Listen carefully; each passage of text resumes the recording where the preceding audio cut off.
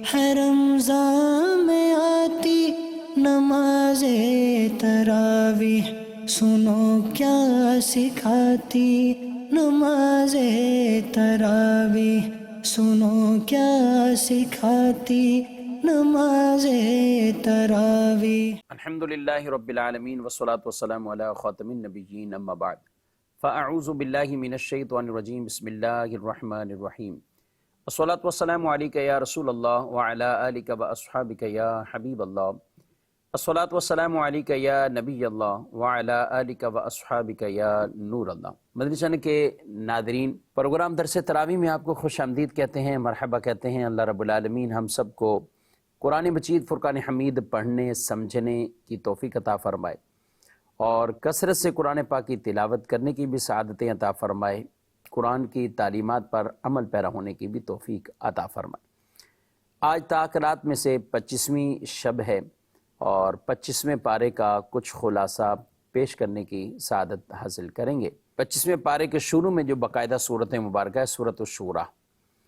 شورا کہتے ہیں کہ باقاعدہ باہمی مشاورت، اور قرآن مجید فرقان حمید میں صحابہ کرام علیہ رضوان کے بھی عمل کو وہ بیان فرمایا ہے، اور نبی کریم علیہ الصلاۃ والسلام کو اللہ پاک کا ایک حکم بھی ہے کہ آپ اپنے اصحاب سے مشورہ فرمائیں، اور جب مشورہ کر لیں پھر اللہ پہ توکل کریں۔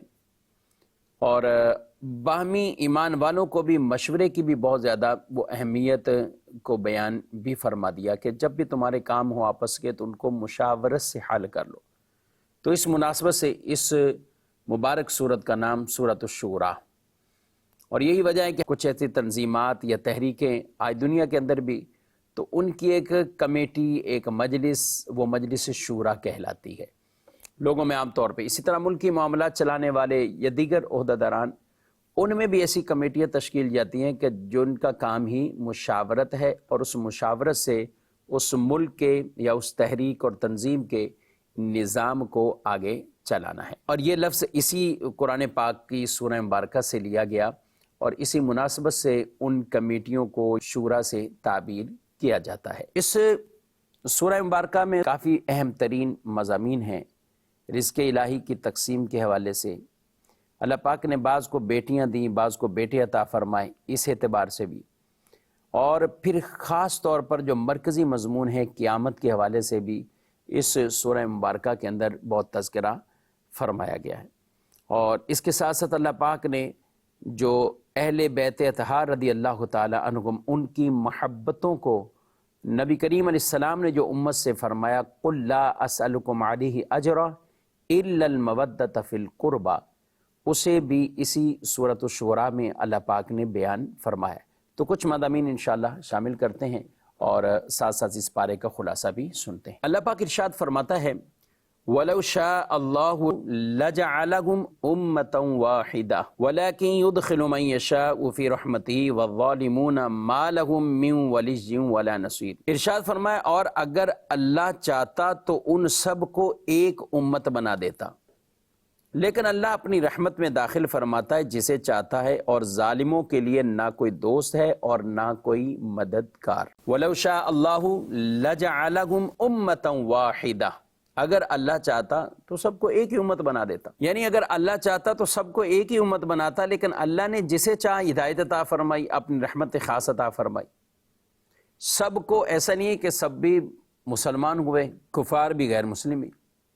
یہاں جو فرمایا ظالم کے لیے نہ کوئی دوست ہے نہ کوئی مددگار ہوگا، تو ان ظالمین سے مراد کفار ہیں۔ ایمان والوں کے لیے قیامت کے دن دوست بھی ہوں گے، ولی بھی ہوں گے، مددگار بھی ہوں گی، شفاعت بھی ہوگی۔ یہ بات یاد رکھیں۔ قرآن پاک کی کئی جگہوں پر جہاں پر یہ ہے کہ اللہ کے سوا وہ کس کو ولی بناتے ہیں، اللہ کے سوا وہ کس کو دوست بناتے ہیں، قیامت کے دن ان کے لیے کون شفاعت کرے گا، تو جو اس طرح کے الفاظ اور کلمات ہیں ان سے مراد یہ ہے کہ وہ کفار کو خطاب کیا جا رہا ہے جو بتوں کی پوجا کرنے والے۔ اگلی آیت میں فرمایا ام اتخذوا من دونه اولیاء فاللہ هو الولی وهو یحیی الموتى وهو على كل شیء قدیر۔ کیا کافروں نے اللہ کے سوا مددگار ٹھہرا لیے ہیں تو اللہ ہی مددگار ہے اور وہ مردوں کو زندہ کرے گا اور وہ ہر شے پر قادر ہے۔ تو یہ ساری اس طرح کی جو آیات مبارکہ ہیں وہ خاص طور پر ایک بتوں کے حوالے سے ہیں، نہ کہ یہ کہ اس کے اوورال معنی کو، عام معنی کو لیتے ہوئے مسلمانوں پہ چشمہ کر دیں۔ اگر مسلمانوں پہ کرتے ہیں تو پھر دیگر کئی ایسی آیات ہیں کہ جن میں ہے کہ ان کے دوست بھی ہوں گے قیامت کے دن، مدد کرنے والے بھی ہوں گے، یعنی جو دنیا کے اندر دوست ہے وہ قیامت کے دن دشمن بن جائیں گے، مگر متقین یہ دشمن نہیں بنیں گے، متقین جو ہیں وہ دوست ہی رہیں گے۔ تو قیامت کے دن جو شفاعت یا دوستی یا آپس میں مدد یا فائدہ جو پہنچے گا وہ ایمان والوں کو پہنچے گا۔ ہاں، کفار کے لیے، غیر مسلم کے لیے کوئی قیامت کے دن نہ مددگار ہے، نہ کوئی دوست کام آنے والا ہے، نہ کوئی شفاعت ہوگی۔ آگے مزید آیت مبارکہ کی طرف بڑھتے ہیں۔ اللہ پاک نے ارشاد فرمایا، اللہ لطیف بعبادہ یرزق من یشاء وہو القوی العزیز۔ اللہ اپنے بندوں پر لطف فرمانے والا ہے، جسے چاہتا ہے روزی دیتا ہے، اور وہی قوت والا، عزت والا ہے۔ یعنی اللہ پاک اپنے بندوں کو، اب اس میں نیک بد، مسلمان غیر مسلم، کفار سب شامل ہیں، رزق اللہ تعالیٰ عطا فرماتا ہے، کسی کا رزق بند نہیں فرماتا۔ یہ یاد رکھیں کہ جو مسلمان نہیں ہوا تو اب اس کا رزق بند نہیں ہوا۔ اچھا مسلمان ہے اور اس میں بد عمل والا ہے، گناہگار ہے، اس کا رزق بند نہیں ہوا۔ اللہ رزق نہیں بند فرماتا، رزق دیتا ہے۔ ہاں، یہ ہر ایک آدمی کو ایمان رکھنا چاہیے کہ میرے لیے اللہ نے جو مقدر فرمایا وہ بہتر ہی ہے، میرے حق میں وہی بہتر ہے۔ بعض اوقات امیری اور غریبی دونوں ہی ان کے ذریعے آدمی کو آزمایا جاتا ہے، یا اس کے حق میں امیری بہتر، اس کے حق میں غربت بہتر۔ کہ امیر اگر امیر نہ ہوتا، ہو سکتا اس کا دل کل پھر جاتا اور وہ معاذ اللہ اسلام سے ہاتھ پھیر جائے۔ غربت والے کے لیے غربت بھی بعض اوقات بہتر ہوتی کہ اگر اس کو پیسہ زیادہ مل جاتا تو ہو سکتا ہے کہ اس کا دل پھر جائے اور یہ بد عملیوں کی طرف اور کتنے گناہوں کی طرف چلا جائے اور خدا نخواستہ کفر میں پڑ جائے۔ تو امیری اور غریبی دونوں اعتبار سے انسان کو آزمایا جاتا ہے۔ اللہ چاہتا تو سب کو امیر بنا دیتا۔ قرآن پاک میں ارشاد فرمایا ہے، وَلَوْ بَسَطَ اللَّهُ الرِّزْقَ لِعِبَادِهِ لَبَغَوْا فِي الْأَرْضِ وَلَكِنْ يُنَزِّلُ بِقَدَرٍ مَا يَشَاءُ إِنَّهُ بِعِبَادِهِ خَبِيرٌ بَصِيرٌ۔ اگر اللہ اپنے سب بندوں کے لیے رزق وسیع کر دیتا تو ضرور وہ زمین میں فساد پھیلا دیتے، لیکن اللہ اندازے سے جتنا چاہتا ہے اتارتا ہے۔ بے شک وہ اپنے بندوں سے خبردار ہے، انہیں دیکھ رہا ہے، انہیں دیکھ بھی رہا ہے، ان سے خبردار بھی۔ اگر سب کوئی امیر بناتا تو آپ بتائیں، کوئی کسی کے ہاں گھر کے ہاں کام کرتا، کوئی کسی کا ڈرائیور بنتا، کوئی کسی کا ملازم بنتا، کوئی خاتون کسی کے ہاں کیا کام کاج کرنے جاتی، کوئی اور اس طرح کے، سب کو ہی اگر اللہ امیر بنا دیتا، اگر سب کو ہی اللہ پاک ایسے ہی امیر بنا دیتا تو پھر کوئی اس انداز سے کہاں کیا کیسے کام کرتا۔ وَلَوْ بَسَطَ اللَّهُ الرِّزْقَ لِعِبَادِهِ لَبَغَوْا فِي الْأَرْضِ وَلَكِنْ يُنَزِّلُ بِقَدَرٍ مَا يَشَاءُ۔ کہ فرما دیا کہ اگر رزق کی وسعت دے دیتا تو فساد ہی ہو جاتے، ساری امیر ہوتے تو آپس میں لڑتے جھگڑا کرتے۔ اللہ نے کسی کو امیر بنایا، کسی کو غریب بنایا، تو یہ بڑی اس میں حکمت ہے۔ نبی کریم علیہ السلام نے فرمایا، اللہ فرماتا ہے میرے بعد مومن بندے ایسے ہیں کہ مالداری ان کے ایمان کی قوت کا باعث ہے۔ اگر میں انہیں فقیر محتاج کر دوں تو ان کے عقیدے فاسد ہو جائیں، اور بعض بندے کے تنگی اور محتاجی ان کے ایمان کی قوت کا باعث ہے۔ اگر میں انہیں غنی کر دوں تو ان کے عقیدے خراب ہو جائیں، اگر انہیں زیادہ مل جاتا تو ان کے عقیدوں میں فساد آ جاتا، عقیدے خراب ہو جاتے۔ وہ کس طرح؟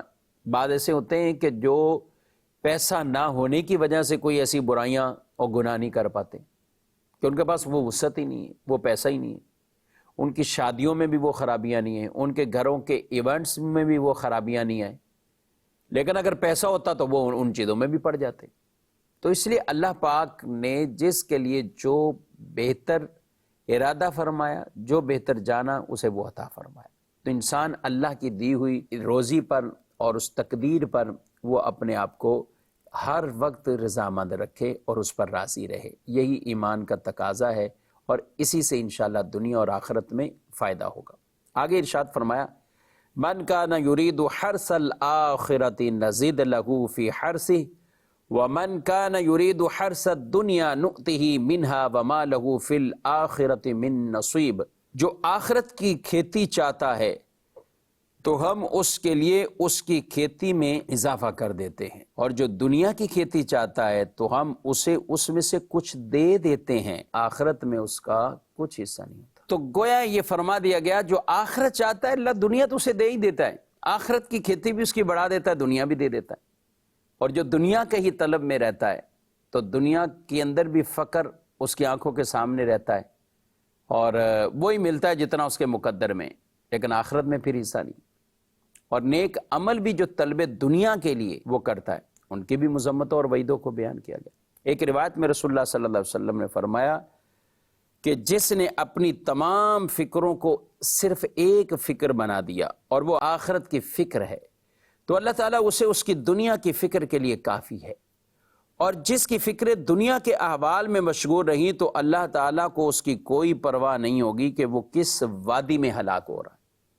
اور ایک اور روایت میں فرمایا جو شخص صرف دنیا کی فکر میں رہتا ہے تو اللہ تعالیٰ اس کے معاملے کو پراگندہ کر دیتا ہے، اور اس کی تنگ دستی اس کی آنکھوں کے سامنے کر دیتا ہے، اور اسے دنیا سے صرف اتنا ہی حصہ ملتا ہے جتنا اس کے لیے پہلے سے لکھ دیا گیا۔ اور جو شخص اب آخرت کا قصد کرتا ہے تو اللہ تعالیٰ اس کے معاملے کو اکٹھا کر دیتا ہے، اور اس کی مالداری کو اس کے دل میں رکھ دیتا ہے، اور دنیا اس کے پاس خاک آلود ہو کر آتی ہے، دنیا بھی اس کے پاس آتی ہے۔ تو آخرت کی طلب یہ سب سے مقدم ہونی چاہیے۔ آگے اللہ پاک نے ارشاد فرمایا ہے قُلْ لَا أَسْأَلُكُمْ عَلَيْهِ أَجْرًا إِلَّا الْمَوَدَّةَ فِي الْقُرْبَى، تم فرماؤ میں اس پر تم سے کوئی معاوضہ طلب نہیں کرتا مگر قرابت کی محبت۔ آقا صلی اللہ تعالیٰ علیہ وآلہ وسلم نے یہ لوگوں سے ارشاد فرمایا۔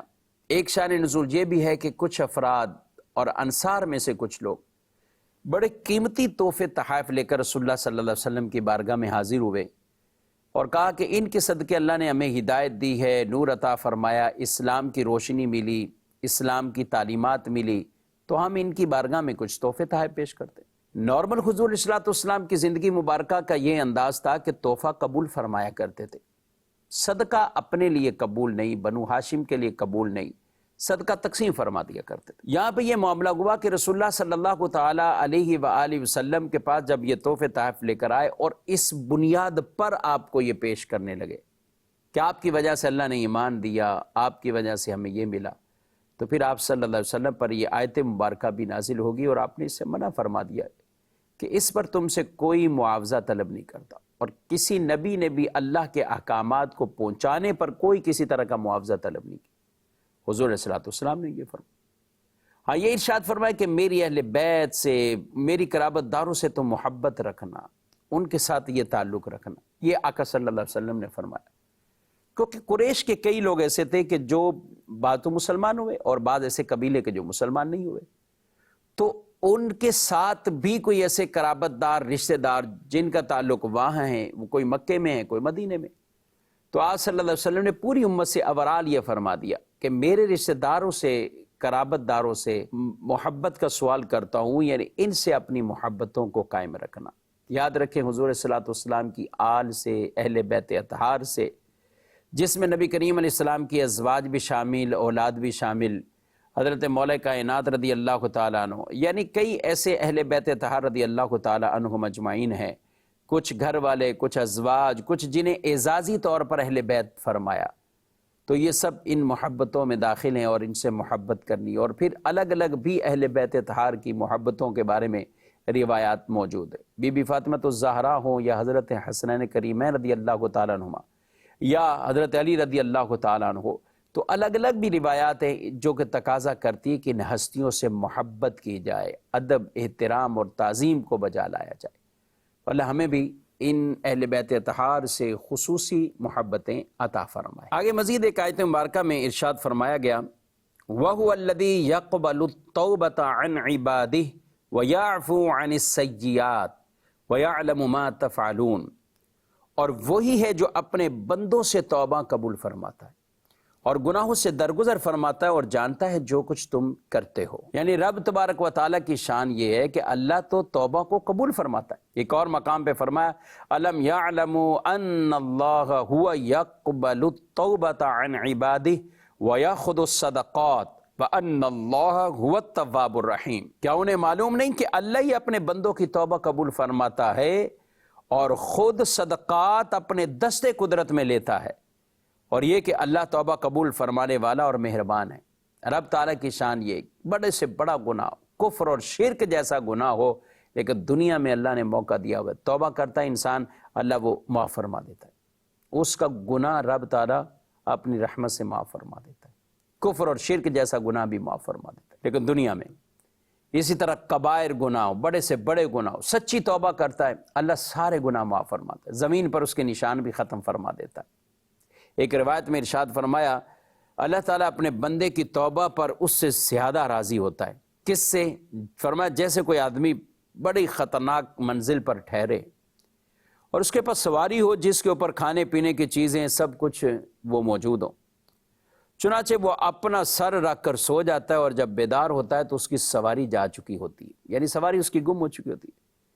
پھر گرمی اور پیاس کی شدت اسے جب تڑپا دیتی ہے، یا جو اللہ چاہے اس کے ساتھ جیسا بھی ہو، پھر اس نے کہا کہ وہ اپنی جگہ کی طرف لوٹ جاتا ہے، چنانچہ وہ لوٹ آتا ہے اور پھر سو جاتا ہے۔ جب بیدار ہوتا ہے تو سر اٹھاتا ہے تو اس کی سواری پاس ہوتی ہے۔ تو جتنا وہ اس سے خوش ہوتا ہے سواری کو دیکھ کر، رب تعالی اپنے بندے پر اس سے زیادہ خوش ہوتا ہے جو وہ بندہ توبہ کرتا ہے۔ لہذا انسان ہر وقت سچی توبہ کے اندر رہے اور توبہ کرتا رہے۔ یا ایھا الذین آمنوا توبوا الی اللہ توبۃ نصوحا، سچی پکی توبہ کرنے کا ہمیں حکم ارشاد فرمایا گیا۔ آگے اللہ پاک ارشاد فرماتا ہے والذین استجابوا لربہم واقاموا الصلاۃ وامرهم شورى بینہم ومما رزقناہم ینفقون، اور ان کے لیے جنہوں نے اپنے رب کا حکم مانا اور نماز قائم رکھی، اور ان کا کام ان کے بامی مشورے سے ہوتا ہے، اور وہ ہمارے دیے ہوئے رزق میں سے کچھ خرچ کرتے ہیں۔ یہ اللہ پاک نے جن کے لیے اجر ثواب، یعنی جو ایمان والے جنہوں نے رب تبارک و تعالیٰ کی اطاعت بھی کی، نماز بھی پڑھی، صدقہ بھی کیا، آپس میں باہمی معاملات مشاورت سے حل کیے، تو ان کے شانوں کو اللہ پاک نے یہاں بیان فرمایا ہے۔ اور یہ بھی بیان کیا گیا کہ یہ بطور خاص انصار صحابہ کے بارے میں، کہ جنہوں نے اطاعت بھی کی، نماز بھی، صدقہ بھی، سب کچھ، اور باہمی معاملات میں مشاورت بھی۔ نبی کریم علیہ السلام کو اللہ پاک نے یہ بھی ارشاد فرمایا وَشَاوِرْهُمْ فِي الْأَمْرِ، اور کاموں میں ان سے مشورہ لیتے رہو۔ یعنی عام جو معاملات ہیں، جنگی معاملات تھے، کچھ اور اس طرح کے معاملات، تو یہ مشاورت سے، کیا جو اللہ کے احکامات ہیں تو وہ تو احکامات اسی طرح پہنچائے، مگر جو عام دنیاوی معاملات تھے تو ان میں آپ مشاورت کا بھی فرمایا، اس سے ان کی دلجوئی تھی۔ اور امت کے لیے ایک تعلیمات ہے کہ آگے امت اپنے مسائل کو، معاملات کو وہ باہمی مشاورت سے حل کرے گی، تو یہ حضور صلی اللہ علیہ وسلم کی مبارک سنت بھی ٹھہری۔ اور حضور صلی اللہ علیہ وسلم کے وصال ظاہری کے بعد صحابہ کرام علیہ رضوان کے معاملات بھی باہمی مشاورت سے۔ اور ایک روایت میں ارشاد فرمایا جب تمہارے حاکم اچھے لوگ ہوں گے، تمہارے مالدار سخی ہوں گے، تمہارے کام آپس میں باہمی مشاورت سے طے ہوں گے، تو زمین کا ظاہر اس کے باطن سے تمہارے لیے زیادہ بہتر ہے، یعنی تم زندہ رہو، زمین کے اوپر رہو۔ اور پھر فرمایا جب تمہارے حاکم شریر ہوں، تمہارے مالدار بخیل ہوں، تمہارے معاملات عورتوں کے سپرد ہوں، تو اس وقت زمین کا پیٹ تمہارے لیے اس کے ظاہر سے زیادہ بہتر ہے۔ تو یہاں پر مشاورت، نماز قائم کرنا اور صدقہ دینا۔ صدقہ دینے کے بارے میں روایت میں صدقہ مال میں کمی نہیں کرتا، بندہ جب صدقہ دینے کے لیے اپنا ہاتھ بڑھاتا ہے تو وہ سائل کے ہاتھ میں جانے سے پہلے اللہ تعالیٰ کے دستے قدرت میں آ جاتا ہے۔ سبحان اللہ، اللہ تعالیٰ کے دستے، یعنی اللہ رب العالمین ان کو لے لیتا ہے۔ وَيَأْخُذُ الصَّدَقَاتِ، تو بندہ یہ سمجھے کہ میں رب تعالیٰ کے حکم سے اللہ کو دے رہا ہوں، اس لیے مَنْ ذَا الَّذِي يُقْرِضُ اللَّهَ قَرْضًا حَسَنًا، اللہ کو کون قرض حسن دیتا ہے، رب کو کون قرض دے؟ تو مراد یہی کہ ہم اللہ کی راہ میں اللہ کے بتائے ہوئے احکامات کے مطابق خرچ دیتے ہیں، گویا کہ ہم اللہ کو دے رہے ہیں، اور پھر اللہ تعالیٰ اس کا بڑھا کر ہمیں اجر اور ثواب عطا فرمائے گا۔ جب بندہ زیادہ محتاج ہوگا رب اس وقت اس کو عطا فرمائے گا۔ اللہ خوش دلی سے ہمیں دینے کی توفیق عطا فرمائے۔ آگے مزید بڑھتے ہیں، اللہ پاک ارشاد فرماتا ہے للہ ملک السماوات والارض یخلق ما یشاء یہب لمن یشاء اناثا ویہب لمن یشاء الذکور او یزوجہم ذکرانا واناثا ویجعل من یشاء عقیما انہ علیم قدیر۔ فرمایا اور آسمانوں اور زمین کی سلطنت اللہ ہی کے لیے ہے، وہ جو چاہے پیدا کرے، جسے چاہے بیٹیاں عطا فرمائے اور جسے چاہے بیٹے دے، یا انہیں بیٹے اور بیٹیاں دونوں ملا دے، اور جسے چاہے بانجھ کر دے، بے شک وہ علم والا ہے، قدرت والا۔ ناظرین کرام، ہم اپنے ارد گرد دیکھتے ہیں کئی لوگ ایسے ہیں کہ جو بے اولاد ہیں، جن کو اولاد نہیں۔ کئی ایسے ہیں کہ جن کو اللہ نے بیٹے عطا فرمائے، بیٹیاں نہیں دیں، اور کچھ کو بیٹیاں دی ہیں، بیٹے نہیں دیے، اور کچھ ایسے کہ جنہیں رب تعالیٰ نے بیٹے اور بیٹیاں دونوں دیں۔ یہ اللہ کی سلطنت، بادشاہت، رب کی ملکیت، رب جو چاہے جسے عطا فرمائے۔ دنیا کے اندر روزی، عزت، شہرت، جو کچھ بھی ہے وہ من جانب اللہ ہے۔ صحت، تندرستی من جانب اللہ ہے، اسی طرح بیماری، مرض، ذلت من جانب اللہ ہے۔ تو آدمی یہ تصور باندھے کہ وہ جو کچھ ہے وہ اللہ کی طرف سے اسے عطا کیا گیا ہے۔ اب اولاد کا معاملہ ہے تو اللہ پاک نے اپنے نبیوں کو بھی، جی ہاں، بعض ایسے نبی تھے جن کو بیٹیاں ملیں، حضرت لوط، حضرت شعیب علیہم الصلاۃ والسلام، ان کی بیٹیاں تھیں، ان کا بیٹا کوئی نہیں تھا۔ حضرت ابراہیم علیہ السلام کے بیٹے ہیں مگر بیٹیاں کوئی نہیں۔ ہمارے نبی صلی اللہ علیہ وسلم کو اللہ پاک نے بیٹے بھی عطا فرمائے، بیٹیاں بھی عطا فرمائے۔ تو رب تبارک و تعالیٰ نے کسی کو بیٹے، بیٹیاں، کسی کو صرف بیٹے، کسی کو صرف بیٹیاں، کسی کو کچھ بھی نہیں۔ اللہ رب العالمین قدرت والا بھی ہے، وہ جاننے والا بھی ہے، جس کے حق میں گویا کہ جو بہتر ہے اللہ نے اسے عطا فرمایا۔ مسلمانوں کو تو یہ چاہیے کہ بیٹے ہوں یا بیٹیاں ہوں یا اولاد نہ بھی ہو، دعا رب سے مانگتا رہے۔ ٹھیک ہے، کسی کو بیٹیاں ہوتی ہیں وہ بیٹے کے لیے دعا کرتا ہے، بیٹے ہوتے ہیں وہ بیٹیوں کے لیے دعا کرتے ہیں، کوئی بے اولاد ویسے ہی اولاد دعا کرتا ہے اولاد کے لیے۔ مانگتے نہیں اللہ سے، مگر اللہ کی رضا پہ راضی رہے، اللہ کی مشیت، اللہ کی جو تقدیر ہمارے بارے میں، اس پر ہمیں راضی رہنا چاہیے۔ یہی حکم قرآنی موجود ہے۔ اور یہ انداز ہمارے معاشرے میں بڑا غلط ہے کہ اگر صرف بیٹیاں ہوں تو پھر وہ بعض اوقات عورت کو اتنا ستانے لگ جاتے ہیں، جیسے ایسا لگتا ہے کہ عورت خود اپنی مرضی سے پیدا کر رہی ہے۔ جب ہمارا ایمان ہے کہ سب کچھ اللہ کی طرف سے ہے تو پھر عورت کو کیوں ستانا، عورت کو تکلیفیں کیوں پر؟ ہمارے معاشرے میں ایسے بد نصیب بھی ہیں کہ جو ایسے موقع پر طلاق تک کا بھی قدم اٹھا لیتے، طلاقیں دے دیتے ہیں۔ نعوذ باللہ من ذالک، نعوذ باللہ من ذالک۔ یہ کفار کی عادت تھی کہ جب ان کے یہاں بیٹیاں ہوتی تھیں نا تو وہ برا مناتے تھے، وہ بالکل ناپسند کرتے تھے۔ اللہ پاک نے فرمایا وَإِذَا بُشِّرَ أَحَدُهُمْ بِالْأُنثَىٰ وَلَّ وَجْهُهُ مُسْوَدًّا وَهُوَ كَظِيمٌ يَتَوَارَىٰ مِنَ الْقَوْمِ مِنْ سُوءِ مَا بُشِّرَ بِهِ أَيُمْسِكُهُ عَلَىٰ هُونٍ أَمْ يَدُسُّهُ فِي التُّرَابِ أَلَا سَاءَ مَا يَحْكُمُونَ۔ اور جب ان میں کسی کو بیٹی ہونے کی خوشخبری دی جاتی ہے تو دن بھر اس کا مکالہ رہتا ہے اور وہ غصے سے بھرا ہوا رہتا ہے، اس بشارت کی برائی کے سبب لوگوں سے چھپا پھرتا رہتا ہے کہ مجھے کوئی کہے نہ کہ تمہارے یہاں بیٹی ہوئی، کیا اسے ذلت کے ساتھ رکھے یا اسے مٹی میں دبا دے گا۔ خبردار، یہ کتنا برا فیصلہ کر رہے ہیں۔ اور یہ تھا اس وقت، کفار ایسا کرتے تھے کہ بچیوں کو مار دینا، زندہ درگور کر دینا، یہ کفار کی عادت بات ہے۔ مسلمان کا یہ انداز نہیں۔ مسلمان کا انداز تو یہ، میرے نبی صلی اللہ علیہ وسلم نے جو فرما دیا بیٹیوں کو بھی برا مت کہو، میں بھی بیٹیوں والا ہوں۔ آپ صلی اللہ علیہ وسلم نے بیٹیوں پر بشارت دی جو 3 بیٹیوں کی پرورش کر رہے اور وہ ان کے لیے جہنم کی آزادی۔ کسی نے پوچھا 2، کسی نے پوچھا 1، تو فرمایا 1 کی بھی کر لے، اللہ تعالیٰ اسے یہ بشارتیں عطا فرمائے گا، جہنم سے آزادی ہے، بخشش کی اور جنت کی بشارتیں ہیں۔